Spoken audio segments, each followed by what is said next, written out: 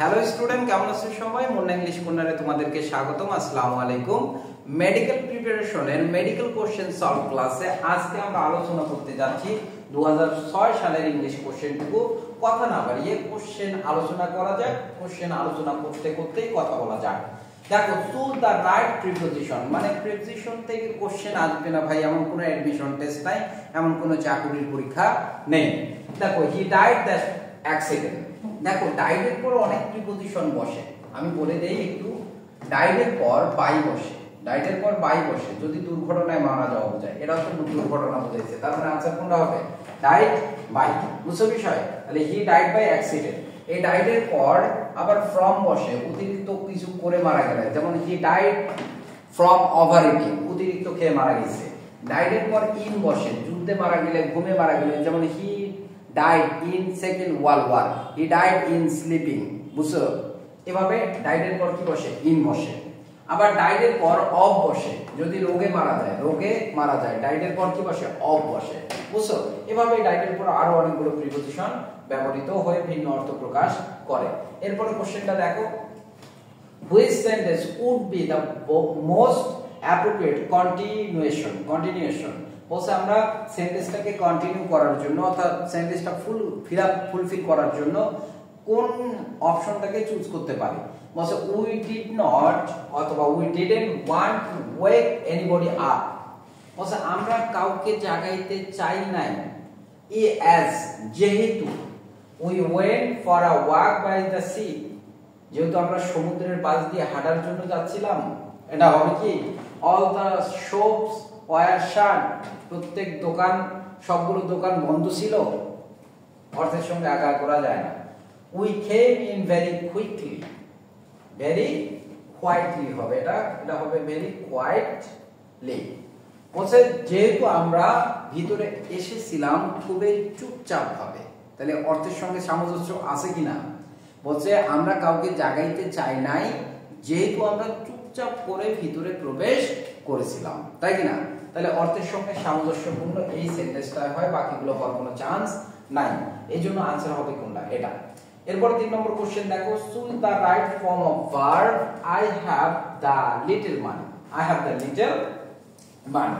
বলছে এখানে লিটল এর কোন ফর্মটা আমাদের জন্য অ্যাপ্রোপ্রিয়েট। দেখো তো, আমরা খুব সহজ জিনিস আগে ক্লিয়ার করে দেই। লিটল এর কম্পারেটিভ ফর্ম হচ্ছে লেস, সুপারলেটিভ ফর্ম কি? লেস। আমরা কি জানি? এটা ডিগ্রি থেকে আসছে। দা কোন ডিগ্রির পূর্বে দা থাকে? অন অফ দা সুপারলেটিভ ডিগ্রির ক্ষেত্রে। তাহলে আমি কি বললাম? Little, less, least. এর সুপারলেটিভ ফর্ম কি? লিস্ট। এই কারণে হবে আনসার এটা। সবাই বুঝতে পারছো? একদম ইজি কোশ্চেন। পরের কোশ্চেনটা দেখো, বলছে a person whose head in the clouds. বলছে একজন লোক যার মাথা আকাশে থাকে, মেঘে ঘুরে বেড়ায়। তার মানে এখানে বলছে আর ডে ড্রিমার, আকাশ কুসুম যে চিন্তা ভাবনা করে তাকে বলা হয় আর ডে ড্রিমার, দিবা স্বপ্নচারী। বলছে fill in the blank, the tree has been blown. এখন দেখবা, যদি একবারে উড়াই নিয়ে যাওয়া বোঝায়, তাহলে ব্লোন এর পর কি বসে? অ্যাওয়ে বসে। ব্লোন এর পর কি বসে? অ্যাওয়ে বসে। উড়াই নিয়ে, একদম শিকড় সহ উপড়ে নিয়ে গেছে। যেমন সাইক্লোন, টর্নেডো, হারিকেন, এগুলো হলে গাছকে একদম শিকড় সহ উপড়ে নিয়ে যায়। সেক্ষেত্রে আমরা ব্যবহার করবো কি? Blown away. বাকিগুলো আমার গ্রুপ ভার্বের ক্লাসে দেওয়া আছে, তোমরা অবশ্যই গ্রুপ ভার্বের ক্লাসগুলো দেখে নিবা। তাহলে ব্লোন আউট, ব্লোন অফ, এগুলো কি অর্থ প্রদান করে সেগুলো তোমরা বুঝতে পারবা। পরের কোশ্চেনে যাই। ইফ রিস্টেটেড, বলছে if restated the sentence what would be the best replacement। বলছে রিপ্লেস, কোনটা সবথেকে ভালো রিপ্লেস করা যেতে পারে, মানে এই সেন্টেন্সটা না লিখে আমরা কোন সেন্টেন্সটা লিখে সেম অর্থ প্রদান করতে পারি। বলছে অ্যাজ আ কন্ডাক্টর হিসেবে অফ হিট অ্যান্ড ইলেকট্রিসিটি। বলছে তাপ এবং বিদ্যুতের কন্ডাক্টর হিসেবে, আমরা সেমি কন্ডাক্টর হ্যাঁ বলি না, aluminium exceeds all metal except silver and gold. বলছে সিলভার এবং গোল্ড ছাড়া সব মেটাল, ধাতুর উপরে কে? অ্যালুমিনিয়াম। তার মানে সিলভার এবং গোল্ড কি অ্যালুমিনিয়ামের থেকে ভালো? বলছে কন্ডাক্টর হিসেবে, তাপ এবং বিদ্যুতের কন্ডাক্টর হিসেবে অ্যালুমিনিয়াম সকল ধাতুর ঊর্ধ্বে, সিলভার এবং এক্সেপ্ট মানে ব্যতীত, সিলভার এবং গোল্ড বাদ দিয়ে। তাহলে কোনটা হবে आंसर বলো তো দেখি। Silver and gold are exceeded only by aluminium as conductors of heat and electricity, এটা হয় না। পরের সেন্টেন্স বলছো with the exception of aluminium silver and gold are better than any other metals as conductor of heat and electricity. বলছে silver and gold, silver এবং gold are better conductors, better conductors of heat and electricity than aluminium is। তার মানে এটা কি correct না?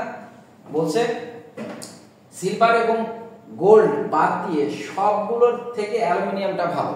তার মানে silver এবং গোল্ড অ্যালুমিনিয়ামের থেকে ভালো, এটাই তো आंसर বলছে। তাহলে silver and gold are better conductors of heat and electricity than aluminium is, বাকিগুলো হওয়ার কোনো চান্স নাই ভাই।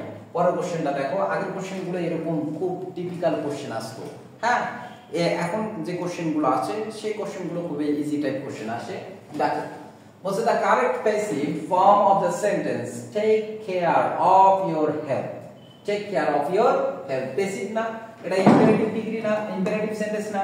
আমরা কি জানি ইম্পারেটিভ সেন্টেন্স লেট দ্বারা শুরু হয়, কি দ্বারা? লেট। তাহলে লেট দ্বারা শুরু হয়েছে এই তিনটা, বাকিটা হওয়ার কোনো চান্স নাই। তাহলে লেট এর পর অবজেক্ট বসে, লেট এর পর অবজেক্ট আছে তিনটার মধ্যেই, এরপরে বি বসে, বি আছে এটাতে, তাহলে বাকিগুলো হওয়ার কোনো চান্স নাই। তাহলে ইম্পারেটিভ সেন্টেন্স কে প্যাসিভ করতে গেলে গঠন কি? Let plus object plus be plus ভিথিবি। এরপর কোশ্চেন দেখো, বলছে hold water means, hold water means কি? হোল্ড ওয়াটার মানে পানি ধরে রাখা, এমনটা মনে করিও না। Keep water for the dry season, শুষ্ক মৌসুমের জন্য পানি সংগ্রহ করে রাখা। Bear examination, fashions store water, পানি সঞ্চয় করে রাখা, ধৈর্য ধারণ করা। বেয়ার এক্সামিনেশন মানে ধূপে টেকে না, বুঝছো? হোল্ড ওয়াটার মানে কি? বলে না তোমার এই কথাটা, এই যুক্তিটা ধূপে টিকতেছে না, তাহলে your logic bolds water, your logic is bolds water, বুঝছো বিষয়? এখানে বোল্ড ওয়াটার বলতে, সরি হোল্ড ওয়াটার বলতে বোঝাচ্ছে বেয়ার এক্সামিনেশন, ধূপে না টিকা অর্থে ব্যবহৃত হচ্ছে, হ্যাঁ। হসপিটালিটি, হসপিটালিটি মানে কি তোমরা বলো তো? হসপিটালিটি মানে জানি আমরা আতিথেয়তা, তাই কি না?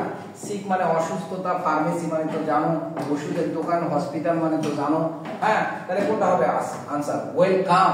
কি হবে? হসপিটালিটি মানে হচ্ছে ওয়েলকাম, হ্যাঁ, আতিথেয়তা। Most appropriate translation of the sentence সূর্য অস্ত যাওয়ার পূর্বে আমরা কাজ করেছিলাম, সূর্য অস্ত যাওয়ার পূর্বে আমরা কাজ করেছিলাম, আমরা কাজ করেছিলাম। তাহলে আমরা জানি পূর্বে অর্থে বিফোর বসে, বিফোরের পূর্বেরটা পাস্ট পারফেক্ট টেন্স হয়। কোন সেন্টেন্সে আছে সেটা দেখো। তাহলে এই যে উই হ্যাড ওয়ার্কড, আমরা কাজ করেছিলাম, আমরা কাজ করেছিলাম, করতেছিলাম না। এই যে কন্টিনিউয়াস করার কোনো চান্স নাই, করতেছিলাম না এমন কথা বলে নাই, আমরা কাজ করেছিলাম।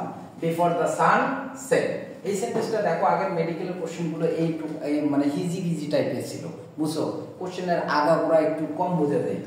কারণ কি আমরা জানি বিফোর আফটার এর ক্ষেত্রে দুটো টেন্স হয়, একটা ইনডিফিনিট হয় আর একটা পারফেক্ট হয়। বিফোরের আগেরটা পারফেক্ট হয়, পরেরটা ইনডিফিনিট হয়। দেখো we had worked before the sun set, sunset একসঙ্গে করে দিয়েছে, তার মানে এটাকে ফ্রেজে পরিণত করে দিয়েছে। তাহলে এটা যদি আমরা করতে যাই তাহলে কি দাঁড়াবে? সান সেট, একটু স্পেস থাকবে, বুঝছো বিষয়টা? এরপর কোশ্চেনটা দেখো, choose the correct indirect speech. Indirect speech কি বলছে? He asked me are you happy in your new job, তাহলে এটা খুব সহজে করতে পারবা। হি আস্কড মানে সেট টু থাকলে খুব সহজ মনে হইতো, তাই না? এটা ডিরেক্টে আছে। হি আস্কড মি, এই জায়গায় কি বসাবো? ইফ বা ওয়েদার, কোথায় আছে দেখো তো? ইফ বা ওয়েদার সবগুলোতে আছে। পরের সেন্টেন্সটা দেখো, ইউ ফুল পারসন, সেকেন্ড পারসন নিকে ফলো করবে আই হয়ে যাবে। এম আছে কি আর আছে, আমি যার থাকলে ওয়াজ ওয়ার হয়ে যাবে, পাস্ট ইনডিফিনিট। এবার দেখো কোনটার সঙ্গে মিলে যাচ্ছে, এই একটার সঙ্গে মিলে যাচ্ছে, বাকিগুলো হওয়ার কোনো চান্স নাই। এম প্রেজেন্ট ইনডিফিনিট, তার মানে প্রেজেন্ট ইনডিফিনিট থাকলে present continuous past indefinite tense হয়, তাহলে এইগুলো পাস্ট ইনডিফিনিট একটাও নাই, এটা ব্যতীত। তাহলে he asked me if I was happy in my new job. পরের কোশ্চেনটা দেখো, বলছে for the following sentence choose the one underline word that is incorrect is a standard written English. Over eating, নেডিশন মানে এটাকে পিন পয়েন্ট এরর বলে। ভাই কোশ্চেনগুলো এমনটাই, কোশ্চেন সহজ, বাট কোশ্চেন এত বড় দেয় তোমার কোশ্চেন পড়ার যে ধৈর্য এটাই থাকবে না। হ্যাঁ, কিন্তু কোশ্চেন কিন্তু ইজি, এই জন্য বড় টাইপ কোশ্চেনগুলোকে অ্যাভয়েড করবে, এমন বোকামি করিও না। কোশ্চেন আগে পড়ে দেখবা ভাই, কোশ্চেন পড়ে দেখার পর যদি তোমার মনে হয় যে কঠিন, তার মানে কঠিন। কোশ্চেন দুইবার পড়ার পরে যদি মনে হয় যে আসলে কোশ্চেনটা তো অনেক বড় কিন্তু কোশ্চেন তো সহজ, এটা দেখো বলছে for the following sentence choose the underline word that is incorrect in standard written English. বলছে ইংলিশ লেখার ক্ষেত্রে কোন সেন্টেন্সের কোন অংশটুকু ইনকারেক্ট, মানে পিন পয়েন্ট এরর বলছে।